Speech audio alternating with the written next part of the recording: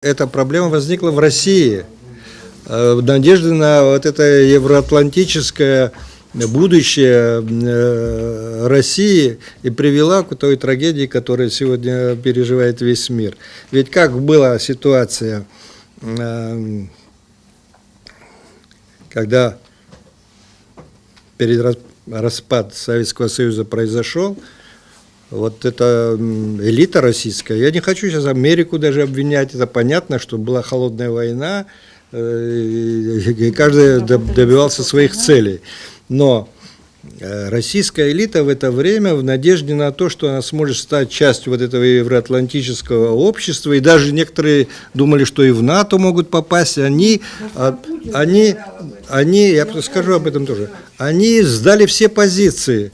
Вот ведь у Советского Союза еще были, это была сверхдержава, да, одна из двух систем в биполярном мире, и у них еще были возможности для того, чтобы другие условия совершенно выторговать в этой политической дискуссии, когда вот объединение Германии происходило, да, распустили Варшавский договор, все это можно было, какие-то другие условия. Сами европейцы эти удивлялись, что так все легко сдают, потому что элита вот как раз надеялась вот на то, что они могут стать вот этой частью.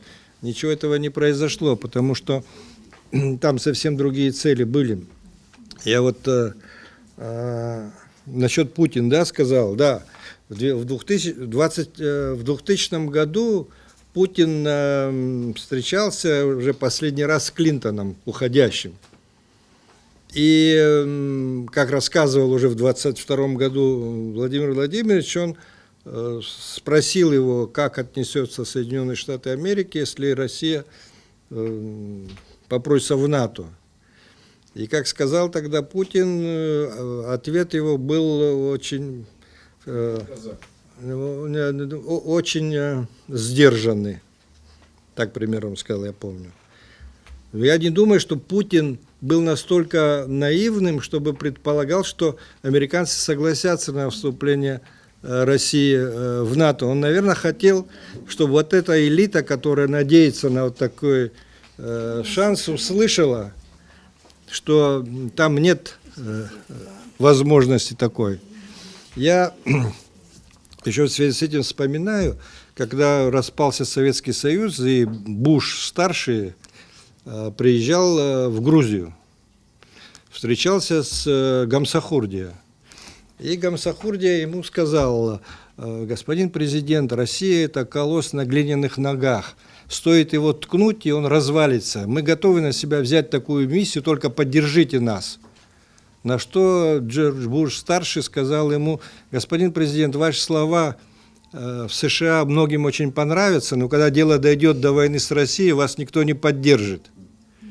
Но так оно и произошло. Это произошло при Шеварднадзе, это произошло при Гамсахурде. Я помню, кстати говоря, перед войной 2008 года грузинская элита очень хотела встретиться с нами, переговорить, как потом оказалось, оказать на нас давление, попугать. Мы встречались в Швеции, где они говорили о том, это было ближайшее окружение Гамсахурди, где они говорили о том, что у русских ржавые танки, что их поддерживают Соединенные Штаты Америки, что они могут дойти до Москвы.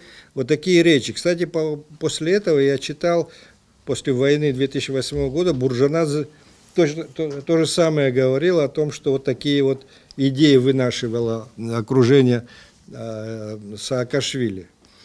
И вот тот же результат был.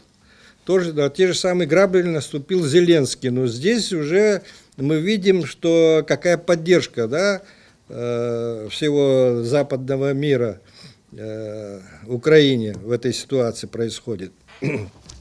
Ну, какова наша ситуация? Я думаю, что сегодня мы видим, да, что Грузия так прагматично себя ведет в данной ситуации, но давление, всем нам известно, оказывают, они сами об этом открыто говорят, и Украина, и Запад, все-таки надеяться на то, чтобы оказать России проблемы здесь, в Закавказье. И мы видели, когда в России были проблемы с осуществлением этой специальной военной операции, тут же возникли проблемы между Арменией и Азербайджаном, там стали взрывать ситуацию. Сейчас мы видим, какая нагнетает ситуация в Приднестровье, и все.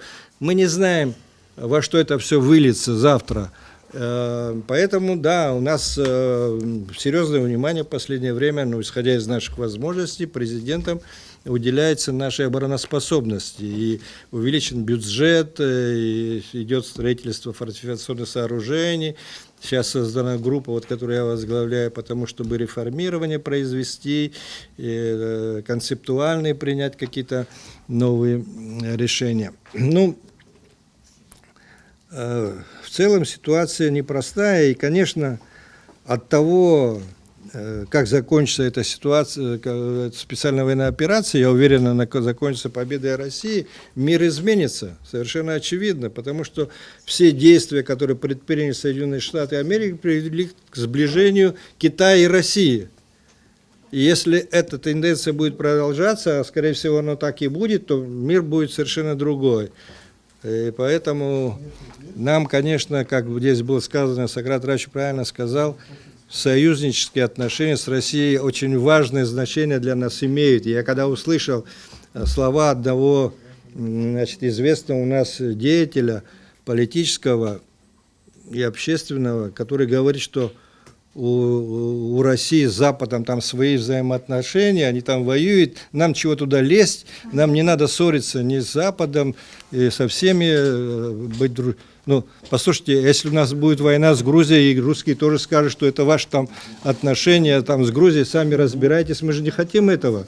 У нас стратегический союз с Россией, и мы в этом сложном мире, меняющемся, должны правильный путь и принципиальную позицию выдерживать. Спасибо большое.